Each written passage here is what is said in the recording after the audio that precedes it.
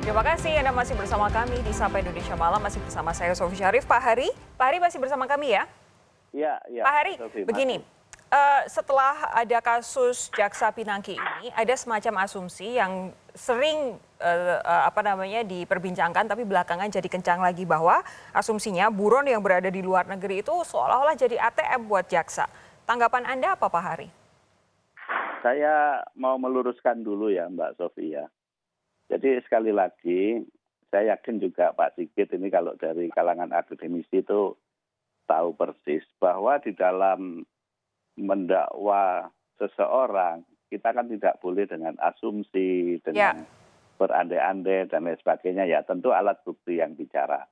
Nah, yang kedua tadi yang disampaikan oleh Mbak Sofi, ini lagi-lagi nih berandai-andai. Nanti dijadikan ATM dan lain sebagainya. Kami punya program yang namanya Tangkap Buronan.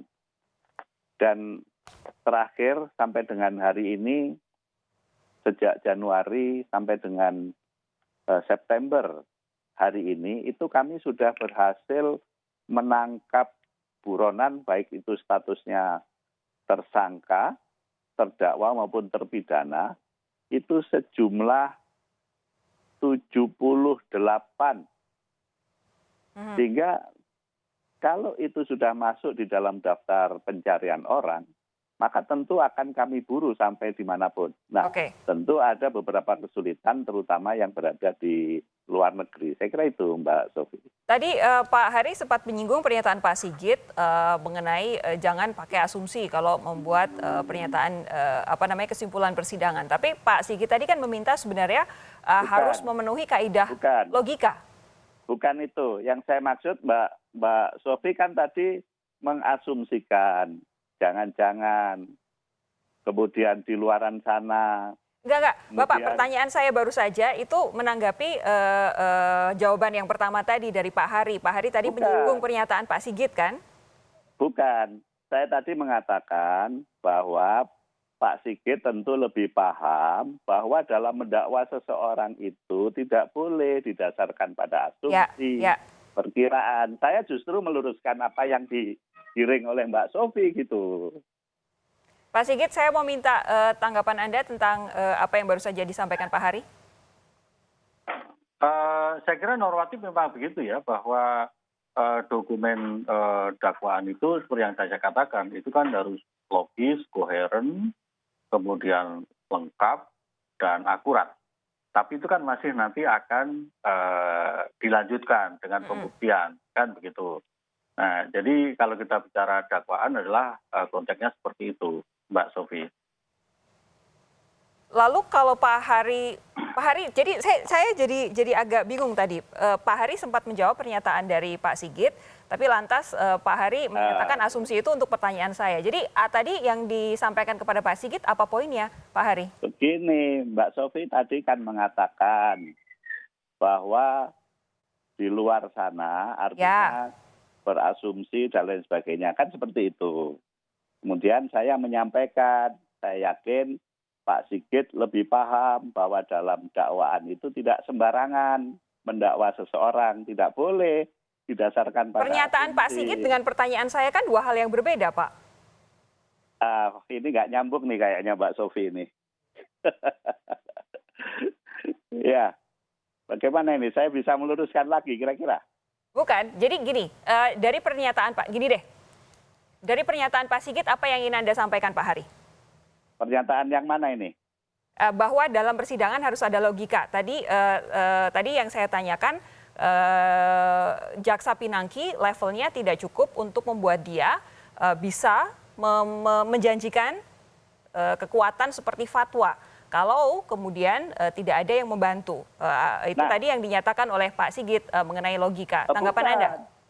Itu pernyataan Mbak Sofi. Itu pernyataan Mbak Sofi. Ya kan? Mbak Sofi mengatakan bahwa tidak mungkin seorang jaksa Pinangki dan seterusnya tadi. Makanya saya katakan itu pernyataan Mbak Sofi yang tidak didasarkan pada fakta hukum. Oke, kalau begitu saya mau tanya lagi pernyataannya ke Pak Sigit. Pak Sigit, jadi sebenarnya sejauh ini apa yang bisa Anda sampaikan dari persidangan? persidangan kan baru mulai, Mbak Sofi ya. Jadi kan baru dimulai dengan pembacaan dakwaan. Nah, saya mengatakan yang normatif dulu karena kan kita belum sampai pada pembuktian kan. Nah, yang normatif itu adalah kalau dakwaan narasinya itu tadi memenuhi syarat-syarat kaidah logika seperti yang saya sampaikan. Nanti akan diuji lagi, diverifikasi dengan bukti-bukti apakah narasi yang sudah dibangun oleh jaksa di dalam dakwaan itu kemudian menjadi sebuah narasi yang valid karena didukung oleh bukti, oleh fakta yang dihadirkan di persidangan dan tentunya adalah juga didukung dengan argumentasi hukum yang relevan dan tepat oleh jaksa sehingga jaksa bisa meyakinkan hakim untuk sampai pada suatu kesimpulan keputusan yang betul-betul menghadirkan suatu kebenaran yang material kan.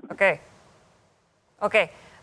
Tapi kalau kemudian sudah ada dua nama besar yang terseret dalam sidang kali ini, menurut Anda sudah bisakah pada titik ini jadi semacam dasar untuk melanjutkan penyelidikan ke skop yang lebih luas, Pak Sigit?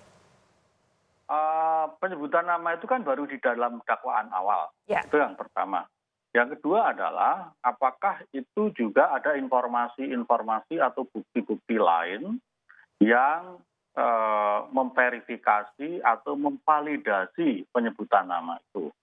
Nah, sehingga kalau memang itu ada, saya kira menjadi kewajiban aparat penegak hukum untuk melanjutkan temuan-temuan seperti itu. Karena kalau memang itu ada bukti, ada fakta yang valid, saya kira kan menjadi suatu peristiwa hukum yang harus ditempatkan di dalam konteks proses hukum, Mbak Sofia. Baik.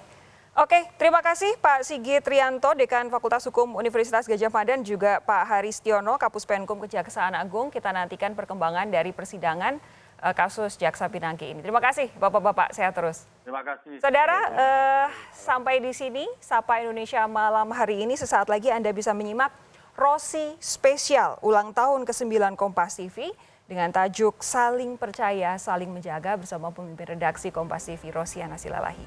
Saya Sofi Syarif, pamit undur, kita jumpa lagi besok. Jangan lupa cuci tangan dengan sabun, jaga jarak Anda dan kenakan masker dimanapun Anda berada. Sampai jumpa.